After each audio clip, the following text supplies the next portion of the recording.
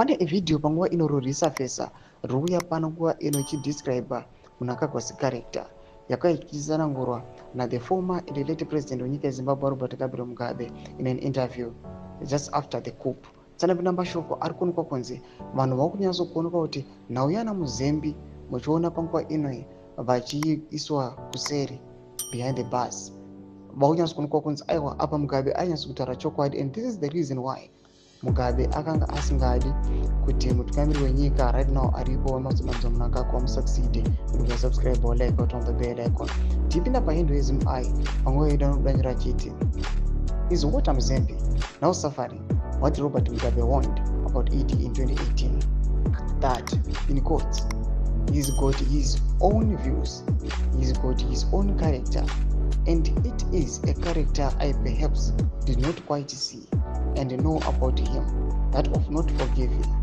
If a person stepped into his shoe toe, you will go after him. Domashko anomudanyiwa panapa Nezim amuri kuona in a video aitaurwa naMugabe in an interview achiti aiwa kana anyone akauya akastepa on Mnangagwa's toe or on his shoe panguva ine kunoko kunzi emazodanzo Mnangagwa haambotori time or haamboregereri, ari kuti aiwa haregereri, but he will go after that person. Mashoko ari kuya panapa aitaurwa naMugabe achiti ikarita ndandamboona ndaisingazivi, but achitozoiona kuti aiwa exactly this man is not forgiving.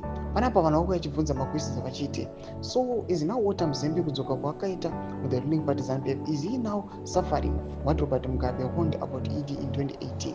Mashoko ari kuda panguva ino is you are seeing vanhu vari kuenda madifferent views, vanhu havazonyatsokuziva chokwadi ndechii. Vamwe vakamboona Mzembe kudzoka kwaakaita ndobva auya achibatwa neveZaki, vamwe vakati aiwa it is just catch and release, arikuda kungokechewa patozongoreleasa zvavo, havazoda kuti angodzoka vanhu vongoona sokuti atogorianimitwa back in the ruling party ZANU-PF. Vamwe vari kuya panapa vachiti aiwa is suffering what Mugabe said in 2018. Mashoko ari kuda panguva ino achitsanangurwa akasiyana siyana. Impoti dzemafungiro enyu kuti munotodii pamusoro pechitiko ichi. Papinda comment section medu zvamafungiro enyu.